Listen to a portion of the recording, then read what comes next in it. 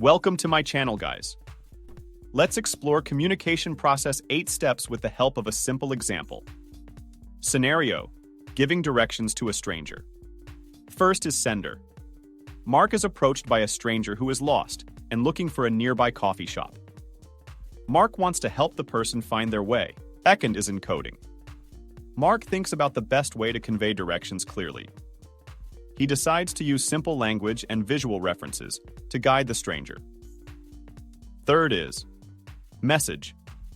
Mark tells the stranger to go straight for 2 blocks, take a left at the big blue building, and then the coffee shop will be on the right side of the street. Fourth is channel. Mark communicates verbally, speaking directly to the stranger. He uses gestures to indicate directions and points toward the blue building. Fifth is receiver. The stranger is the receiver in this scenario. They pay close attention to Mark's directions, hoping to successfully reach the coffee shop. Sixth is decoding. The stranger listens to Mark's instructions and mentally processes the information. They visualize the route Mark described and imagine the landmarks. Seventh is feedback. The stranger repeats the directions back to Mark, confirming their understanding. Mark nods in response, indicating that the stranger got the directions right. Eighth is noise. Noise could be background sounds that make it difficult for the stranger to hear Mark's instructions clearly. In this example, the communication process helps the stranger find their destination successfully by effectively conveying directions and ensuring the message is understood and interpreted correctly. Here's a more detailed breakdown of the communication process. The communication is a dynamic process that begins with the conceptualizing of ideas by the sender, who then transmits the message through a channel to the receiver, who in turn gives the feedback in the form of some message or signal within the given time frame. Thus, there are 8 major elements of communication process. First is sender. The sender, or the communicator, is the person who initiates the conversation and has conceptualized the idea that he intends to convey it to others. So, the communication process begins with a sender or source who has a message they want to convey. This message could be thoughts, ideas, information, emotions, etc. Next, we have encoding.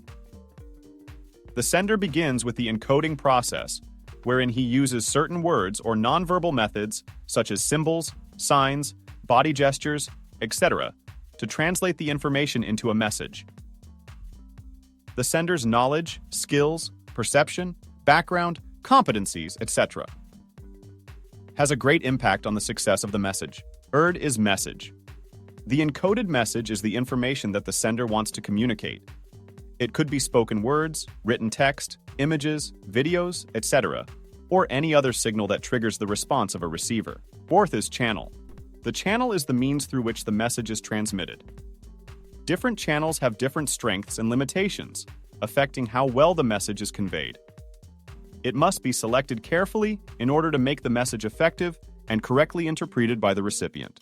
The choice of medium depends on the interpersonal relationships between the sender and the receiver, and also on the urgency of the message being sent. It can be verbal, speech, written, text, email, visual, images, videos, or nonverbal, gestures, body language. Fifth is receiver. The receiver is the person for whom the message is intended or targeted. They play a critical role in determining the success of the communication process. Their perceptions, biases, emotions, and experiences shape how they receive and interpret the message.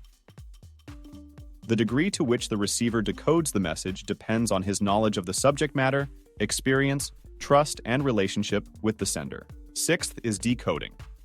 The receiver decodes or interprets the message from the format it was transmitted in back, into a form that they can understand. This requires understanding the language, context, and symbols used. An effective communication occurs only if the receiver understands the message in exactly the same way as it was intended by the sender. Seventh is feedback. Feedback is the response provided by the receiver to the sender's message. After receiving and decoding the message, the receiver may send feedback back to the sender. This feedback helps the sender understand how well the message was understood and whether any clarification is needed. It can be immediate or delayed, and can be verbal, nonverbal, or written. The response is the receiver's reaction or reply to the sender's message. It completes the communication loop. In the above example, the response involves the stranger following the directions given by Mark. They walk straight, locate the blue building, and find the coffee shop where they wanted to go. Eighth is noise. Noise refers to any interference that hampers the transmission or reception of the message. There can be various types of noise: physical, external sounds; semantic, language barriers; psychological, preconceived notions; or technical, poor audio quality. Effective communication occurs when the message sent by the sender is accurately decoded and understood by the receiver, and the intended meaning is successfully conveyed. It's important to note that communication is a dynamic process influenced by various factors, and misinterpretation or breakdowns can occur at any stage. Answer time. The first theoretical model of communication was proposed in 1949 by Shannon-Weaver for Bell Laboratories. This three-part sender, channel, and receiver model was intended to capture the radio and television transmission process. However, it was later adapted to human communication and is now known as the linear model of communication. Thanks for watching, guys. If you liked this video, give it a thumbs up. It will boost my motivation. Don't forget to subscribe my channel. Do share this video with your friends. Let's meet again in related videos.